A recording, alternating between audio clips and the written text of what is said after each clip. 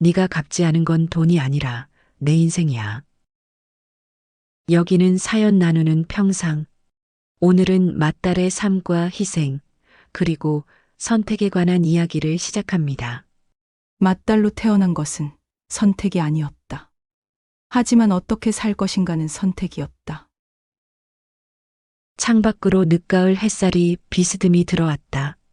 정혜는 낡은 앨범을 무릎 위에 올려놓고 천천히 한 장 한 장 넘겼다. 빛바랜 사진 속에는 젊은 날의 자신이 있었다. 20살, 30살, 40살. 사진 속 얼굴들은 점점 지쳐가는 듯했다.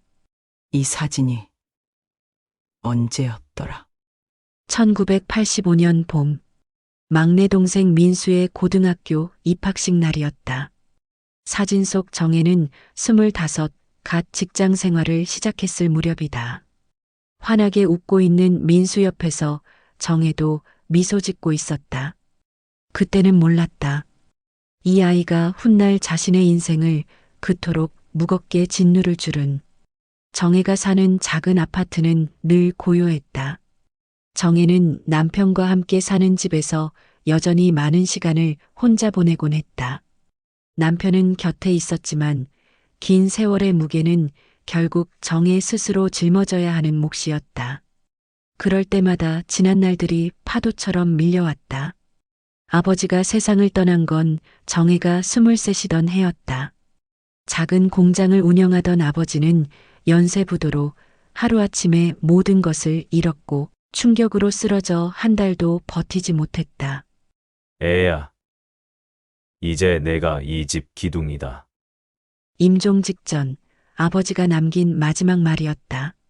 23의 맏딸 어깨는 그렇게 무거워졌다. 장례를 치른 뒤 현실은 더 가혹했다. 빚쟁이들이 몰려왔고 어머니는 충격으로 말을 잃었다. 고등학생이던 민수는 겁에 질려 방에만 틀어박혔다. 정혜는 떨리는 손으로 도장을 찍었다. 월급의 절반을 떼어 매달 빚을 갚기로 했다. 그로부터 40여 년. 정혜는 단 한 번도 맏딸이라는 자리에서 벗어나 본 적이 없었다. 동생들의 학비를 대고 어머니 병원비를 내고 집안 대소사를 도맡았다. 결혼하고 아이를 낳은 뒤에도 마찬가지였다. 엄마는 왜 이모부네만 도와줘? 딸아이가 중학생 때 했던 말이 아직도 귓가에 맴돌았다. 대답할 수 없었다. 그것이 맏딸의 숙명이라고, 당연한 일이라고 어떻게 설명할 수 있을까? 앨범을 덮으며 정혜는 깊은 한숨을 내쉬었다. 거실 탁자 위에는 며칠 전 민수가 보낸 문자가 아직 열려 있었다. 누나, 이번 주 어머니 생신 모임 있는 거 알지? 꼭 와. 짧은 문자였다. 민수에게 정혜는 언제나 당연히 와야 하는 사람이었다. 부탁도 감사도 없었다. 그저 당연함만 남아 있었다. 정혜는 창밖을 바라보았다. 은행잎이 노랗게 물들어 하나둘 떨어지고 있었다. 65년 인생도 저 잎처럼 떨어질 날이 다가오는데 여전히 놓지 못한 것들이 너무 많았다. 정혜가 기억을 더듬어 올라가니 2008년 겨울이었다.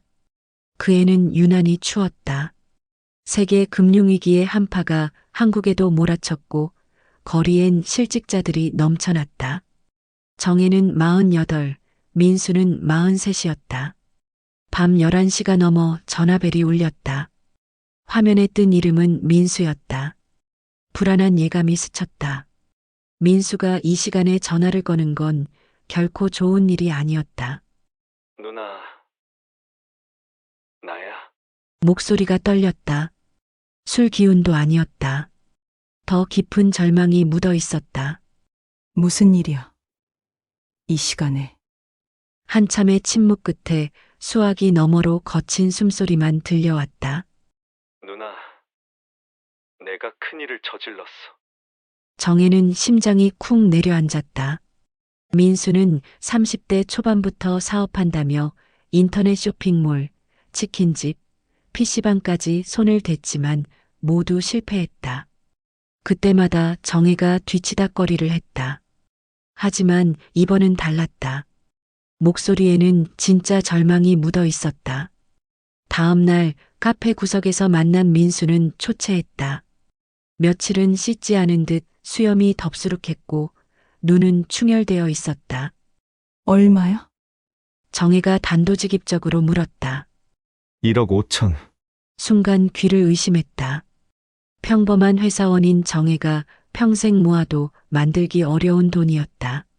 도대체 그 돈을 어디에? 스포츠 토토였어. 처음엔 재미였는데 잃은 돈을 만회하려다 눈덩이처럼 풀어놨어. 급기야 사채까지 손댔어. 민수의 고백은 충격적이었다. 이자는 원금을 넘어섰고 사채업자들이 집까지 찾아왔다 했다. 올케는 알아? 미영이가 알면 이혼당할 거야. 애들도 있는데 민수에게는 중학생 아들과 초등학생 딸이 있었다. 명절마다 큰 고모 하며 달려오던 아이들이 떠올랐다. 사채업자들은 기다려주지 않았다. 일주일 안에 돈을 갚지 않으면 가족에게까지 해를 가하겠다고 협박했다. 정혜는 갈등에 빠졌다. 어머니는 80이 넘어 요양원에 계셨고 올케와 조카들은 아무것도 모르고 있었다. 누나, 이번만 도와줘. 정말 마지막이야. 43된 남동생이 두 손을 모으며 눈물을 흘렸다. 불쌍하기보다 한심했지만 외면할 수 없었다. 그가 무너지면 가족 전체가 무너질 터였다. 정혜는 결국 은행을 찾았다. 퇴직금을 담보로 대출을 받고 모자라서 신용대출까지 받았다. 남편에게는 친정어머니 병원비라고 둘러댔다. 마음은 무거웠지만 달리 방법이 없었다. 돈을 건네는 날 정혜는 민수에게 각서를 받았다. 매달 100만 원씩 갚겠다는 내용이었다. 민수는 고개를 숙이며 도장을 찍었다. 누나, 꼭 갚을게. 그러나 석 달도 지나지 않아 민수는 다시 연락했다. 이번엔 사업 자금이 필요하다며 이번에는 정말 성공할 수 있다고 호언장담했다. 정혜는 단호히 거절했다. 하지만 민수는 포기하지 않았다. 이번엔 어머니까지 동원했다. 애야, 민수가 그러는데 이번이 정말 마지막이래. 요양원 휠체어에 앉아있던 어머니의 눈은 간절했다. 늙은 어머니에게 막내 아들은 여전히 보호해야 할 아이였다. 결국 정혜는 10년 넘게 부어온 보험을 해약했다. 노후를 위한 준비금이었다. 가슴이 텅 빈 듯했다. 그러나 사업은 또다시 실패했다. 경험도 없는 온라인 의류 쇼핑몰은 재고만 쌓였고 빚은 늘었다. 이번엔 정혜의 신용카드까지 빌려 썼다. 잠깐만 돌려막기 할게. 금방 갚아. 하지만 돌려막기는 파국으로 이어졌다. 카드 대금은 연체되기 시작했고 독촉 전화가 빗발쳤다. 정혜는 밤마다 잠을 이루지 못하고 새벽마다 한숨만 쉬었다. 결국 올케 미영이 찾아왔다. 얼굴이 부어 있었다. 형님, 민수 씨가 도박을 했다면서요? 그동안 형님이 대신 갚아주셨다면서요? 왜 저한테 말 안 하셨어요? 탄로가 난 것이다. 사채업자들이 집까지 찾아가면서 모든 것이 드러났다. 올케의 눈에는 원망이 가득했다. 정혜는 아무 대답도 할 수 없었다. 이혼은 피할 수 없었다. 올케는 아이들을 데리고 친정으로 갔고 민수는 원룸으로 쫓겨났다. 가족이 흩어지는 모습을 지켜보는 정혜의 마음은 찢어지는 듯했다. 그로부터 5년이 흘렀다. 2013년 봄 정혜는 53살이 되었다. 빚은 어느 정도 정리되었다. 정혜가 매달 갚아나갔고 민수도 이혼 후 혼자 살면서 조금씩 보탰다. 하지만 정혜가 감당한 것에 비하면 10분의 1도 되지 않았다. 돈보다 힘든 것은 마음의 빚이었다. 민수는 단 한 번도 진심 어린 감사를 표현하지 않았다. 나중에 갚을게, 조금만 더 기다려줘 같은 말만 흘렸다. 그것마저도 점점 줄어들었다. 그해 봄, 어머니 88생신날. 요양원 휴게실에 가족들이 모였다. 정혜와 남편 민수, 그리고 정혜의 자녀들까지. 올케와 조카들은 오지 않았다. 이혼 후 연락이 끊긴 지 오래였다. 케이크에 촛불을 켜고 생일 노래를 불렀다. 어머니는 희미하게 웃으셨다. 치매로 가족을 못 알아보는 날이 많았지만 오늘은 다행히 정신이 맑았다. 엄마, 뭐 필요한 거 없으세요? 정혜가 물었다. 어머니는 고개를 저으며 그저 딸의 손을 꼭 잡으셨다. 주름진 손끝이 떨리고 있었다. 식사 자리에서 민수는 스마트폰만 들여다보고 있었다. 주식 차트를 확인하는 모양이었다. 남편이 말을 걸어도 건성으로 대답했다. 처남, 요즘 어떻게 지내? 그냥 그래요. 매형. 짧은 대답 뒤에 긴 침묵이 흘렀다. 정혜는 동생의 무심한 태도가 견디기 어려웠다. 이 자리마저 귀찮다는 표정이었다. 식사가 끝나자 민수가 먼저 일어섰다. 누나, 나 먼저 가볼게. 약속이 있어서. 벌써? 어머니, 생신인데? 어차피 알아보지도 못하시잖아. 정혜는 숨이 막혔다. 어머니가 바로 곁에 계신데도 그런 말을 서슴없이 했다. 못 들은 척하신 어머니의 눈가가 붉어진 것을 정혜는 놓치지 않았다. 민수가 나가고 휴게실은 무거운 정적에 잠겼다. 그때 딸아이가 조심스럽게 물었다. 엄마, 외삼촌은 왜 저래? 맨날 엄마한테 신세만 지면서. 조용히 해. 할머니 계시잖아. 정혜는 아이를 나무랐지만 속으로는 딸의 말이 옳다는 걸 부정할 수 없었다. 민수는 변하지 않았다.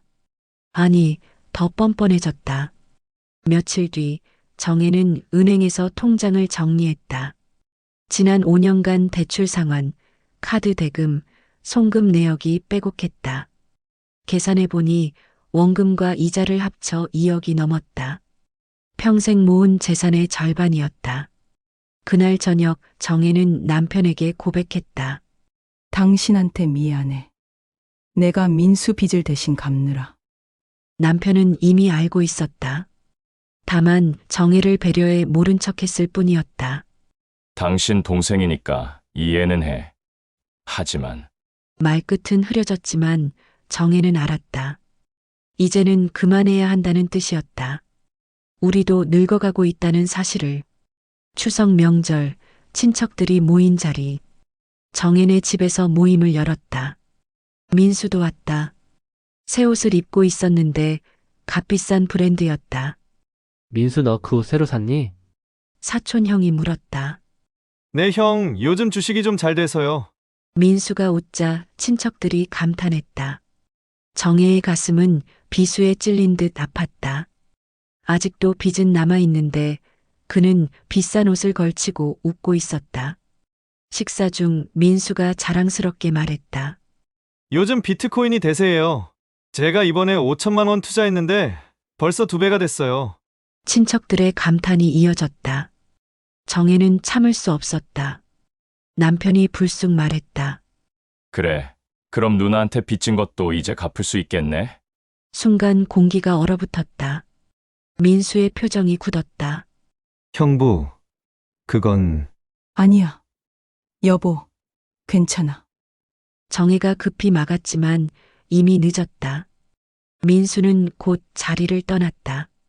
그날 밤 민수에게 전화가 왔다. 누나, 형부가 왜 그래? 사람들 앞에서 망신 주고. 민수야, 형부가 틀린 말 했니?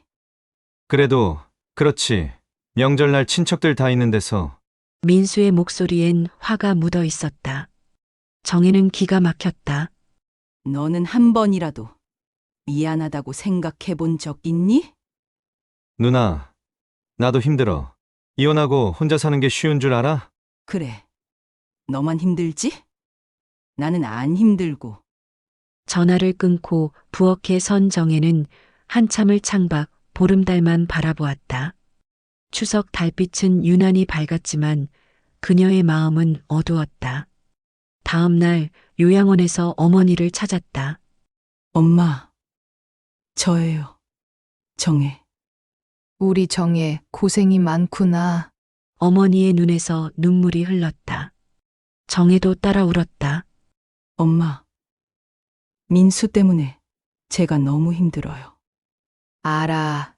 다 알아. 내가 미안해. 정혜야. 이제 그만해도 돼. 내 인생 살아. 차가운 손을 꼭 잡으며 건넨 말이었다. 정혜는 흐느꼈다. 그토록 듣고 싶던 말. 하지만 그녀도 알고 있었다. 민수는 변하지 않을 것이다. 그리고 자신 역시 끝내 외면하지 못할 것임을. 그것이 맏딸의 숙명 같았다. 요양원을 나서는 발걸음이 무거웠다. 가을 햇살은 따갑게 내리쬐었고 거리는 명절을 마친 사람들로 북적였다. 모두가 각자의 짐을 지고 살아간다. 정혜도 그중 하나일 뿐이었다. 집에 돌아오니 민수에게서 문자가 와 있었다. 누나, 어제는 미안. 술 한 잔 사줄게. 짧은 문자. 미안하다는 단어가 있었지만 정혜는 그 속에서 진심을 찾을 수 없었다. 답장을 할 수 없었다. 무엇라 적어야 할지 알 수 없었다. 2016년 초겨울, 정혜는 56살이 되었다. 남편이 정년퇴직을 했다. 35년 동안 다니던 회사를 떠나는 남편의 뒷모습이 유난히 쓸쓸해 보였다. 퇴직금은 기대보다 적었다. 민수에게 빌려준 돈 탓에 노후 준비가 턱없이 부족했기 때문이다. 어머니의 상태도 빠르게 나빠졌다. 치매가 심해져 정혜조차 알아보지 못하는 날이 많아졌다. 요양원비도 올랐다. 매달 200만 원이 넘게 들어갔다. 정혜는 다시 일을 시작했다. 56에 파트타임으로 일자리를 구해 나갔지만 몸과 마음이 버티기 쉽지 않았다. 그런 와중에 민수에게서 연락이 왔다. 목소리는 들떠 있었다. 누나, 좋은 소식이 있어. 정혜는 직감적으로 불안했다. 민수의 좋은 소식은 늘 나쁜 결과로 이어졌다. 비트코인 기억나? 내가 투자한 거. 대박 났어. 3억이야, 3억. 민수는 신나게 떠들어댔다. 정혜는 잠시 말을 잃었다. 3억? 자신이 민수에게 빌려준 돈보다 더 큰 액수였다. 그래. 잘 됐네. 누나도 같이 축하해줘야지. 오늘 저녁에 모이자. 내가 한턱 낼게. 그날 저녁 가족 모임은 고급 레스토랑에서 열렸다. 정혜 부부와 자녀들, 그리고 민수가 함께했다. 민수는 비싼 와인을 주문하며 흡족해했다. 손목에는 번쩍이는 명품 시계가 차여 있었다. 식사 내내 민수는 투자 성공담을 늘어놓았다. 앞으로 더 큰 부자가 될 거라고, 이제는 돈 걱정이 없을 거라고 호언장담했다. 정혜는 이를 악물고 참고 있었지만 결국 한계가 찾아왔다. 와인을 따르던 민수가 말했다.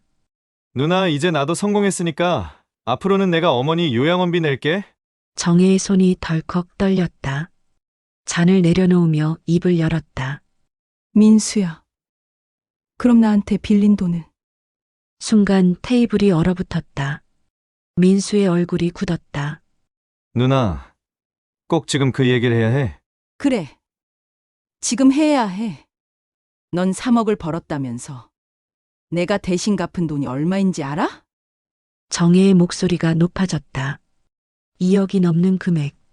평생 모은 재산의 절반이었다. 넌 한 번이라도 갚을 생각은 해봤니? 민수는 와인잔을 만지작거리다 변명처럼 내뱉었다. 그땐 어쩔 수 없었잖아. 가족이니까 도와준 거 아니야? 가족? 그래, 가족이지. 그런데 넌 나를 가족으로 생각한 적 있니? 정혜의 눈에서 눈물이 흘렀다. 누나, 왜 이래? 다 지난 일인데. 민수의 무심한 한마디는 날카로운 칼날처럼 정혜의 마음을 베어냈다. 뚝 끊어지는 소리가 안쪽에서 들려오는 듯했다. 지난 일? 너한텐 그럴지 몰라도 나는 아직도 그 빚을 갚고 있어. 정혜는 자리에서 일어섰다. 누나, 어디가? 미안하다. 민수야. 나는 너처럼 쉽게 잊을 수가 없어. 찬바람이 얼굴을 스쳤다.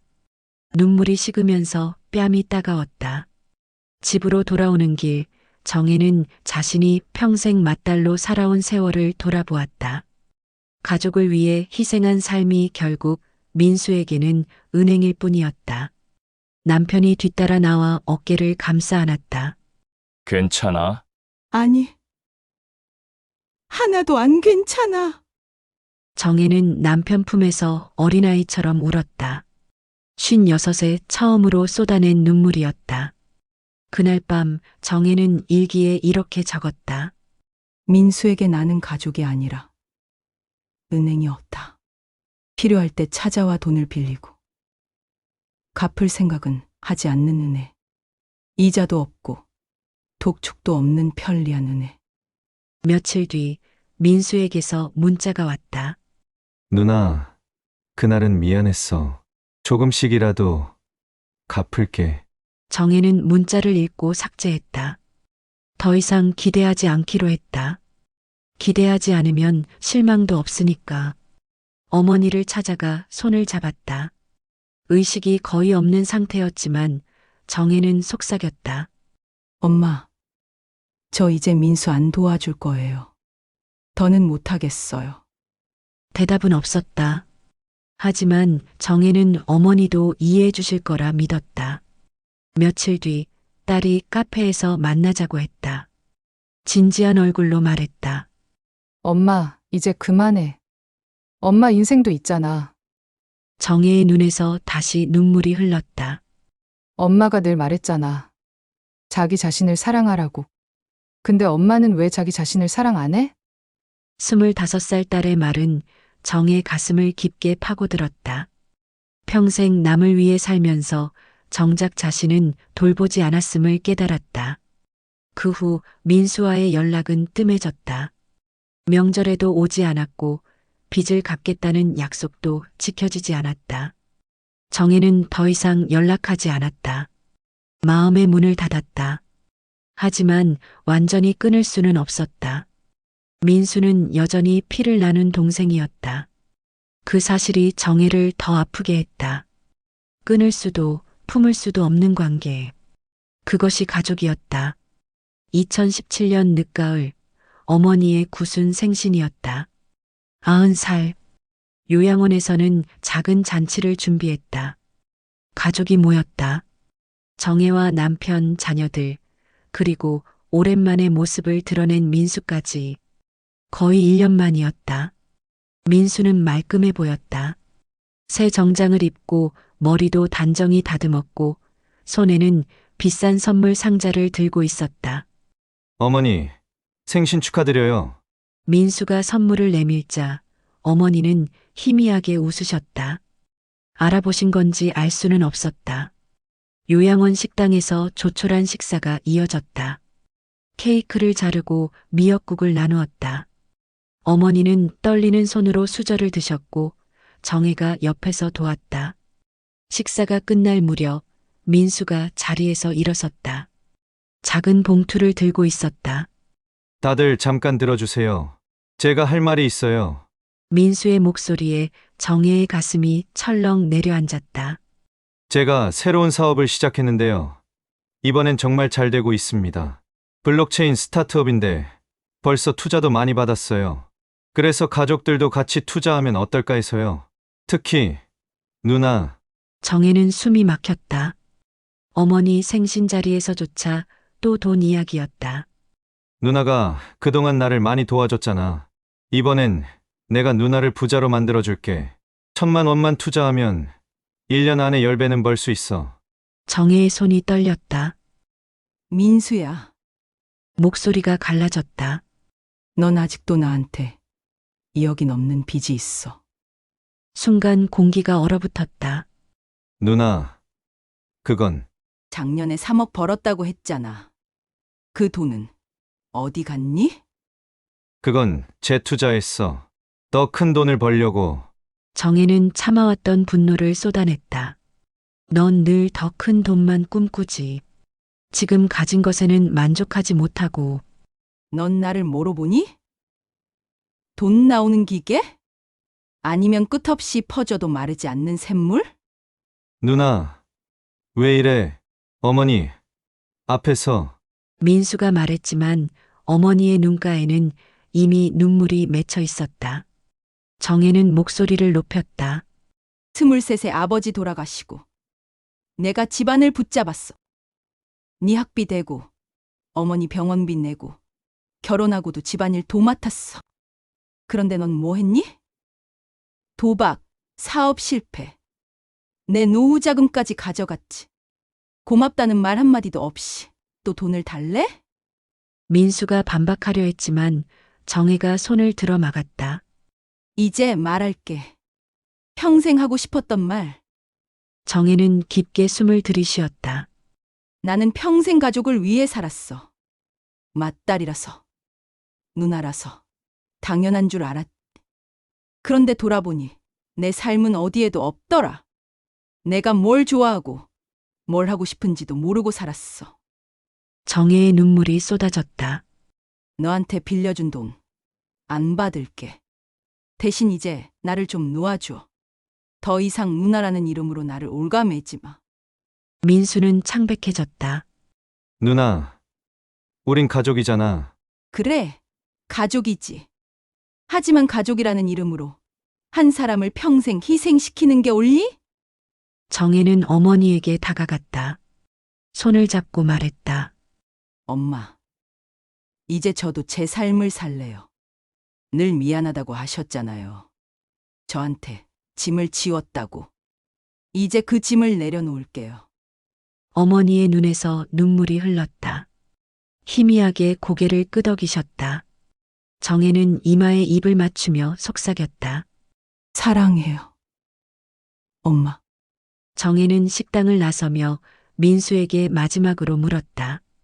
넌 단 한 번이라도 진심으로 미안했던 적이 있니? 누나라는 이름 뒤에 있는 한 사람의 인생을 망쳤다는 것에 대해. 민수는 고개를 숙인 채 대답하지 못했다. 그 침묵이 답이구나. 정혜는 복도를 걸어 나왔다. 눈물이 흘렀지만 가슴은 오히려 시원했다. 무거운 짐을 내려놓은 듯했다. 밖으로 나오니 가을 하늘이 높고 푸르렀다. 정혜는 깊게 숨을 들이쉬었다. 처음으로 자유로운 공기를 마시는 듯했다. 남편이 따라 나와 어깨를 감싸 안았다. 잘했어. 정말 잘했어.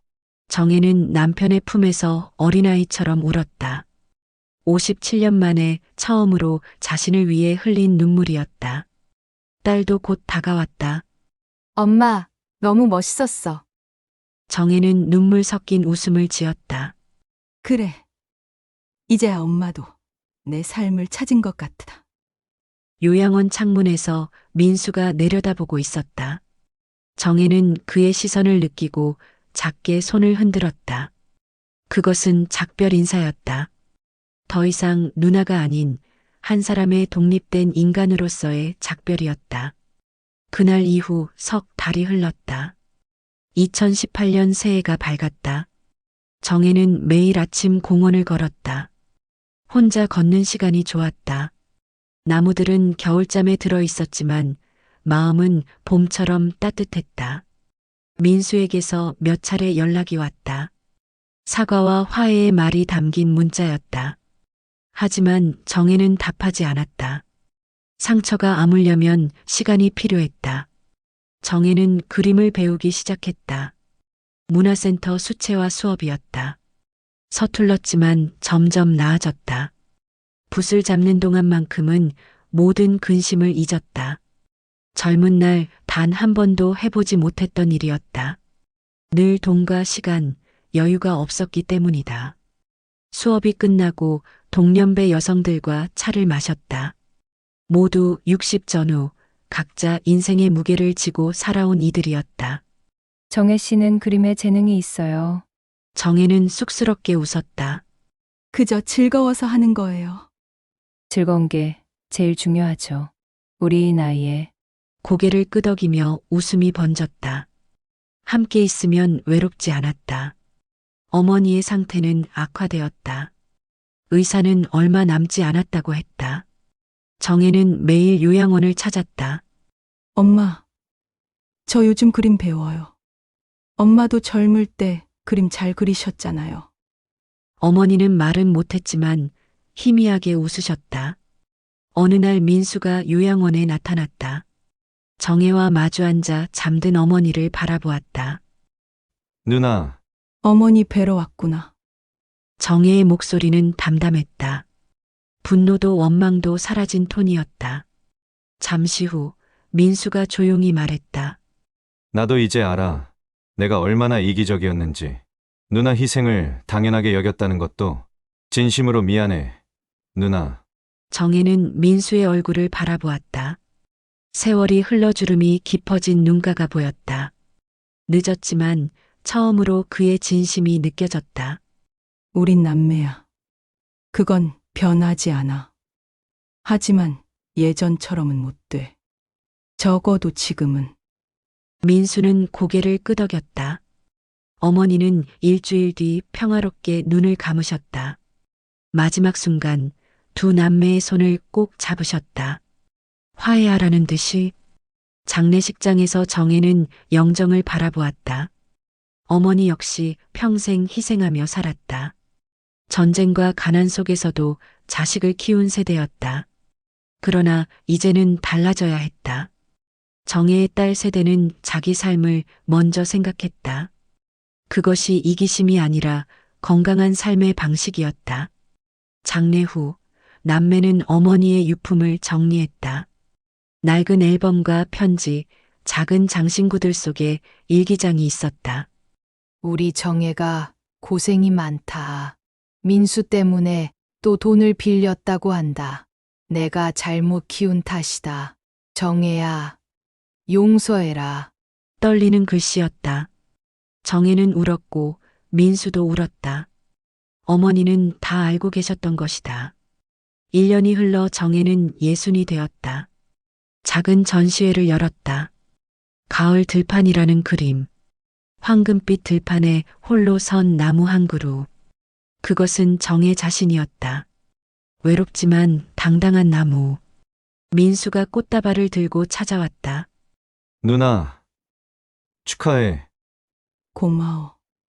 짧은 대화였지만 서로의 미소가 있었다. 완전한 화해는 아니었지만 거리를 좁혀가는 과정이었다. 민수는 성실히 일하며 조금씩 달라지고 있었다. 정혜는 더 이상 민수에게 기대하지 않았다. 대신 자신을 돌보았다. 남편과 제주도로 여행을 떠나 바다를 보며 말했다. 고마워요.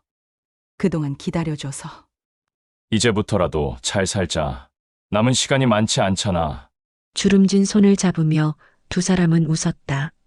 정혜는 깨달았다. 가족이라는 이름으로 모든 것을 희생할 필요는 없다는 것을, 사랑에도 경계가 필요하다는 것을, 무엇보다 자신을 사랑하는 일이 가장 중요하다는 것을 일기에 적었다. 맏딸로 태어난 건 선택이 아니었다. 하지만 어떻게 살 것인가는 내 선택이었다.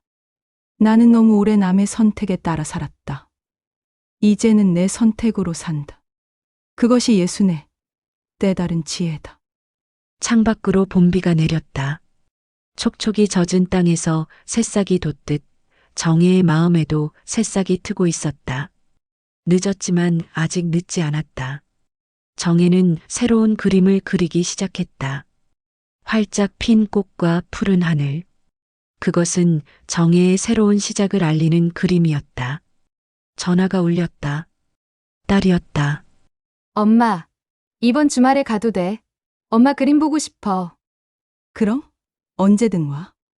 정혜는 웃었다. 이제는 희생의 이야기가 아니라 성장과 치유의 이야기를 쓰고 있었다. 그것이 예순에 시작한 정혜의 진짜 인생이었다.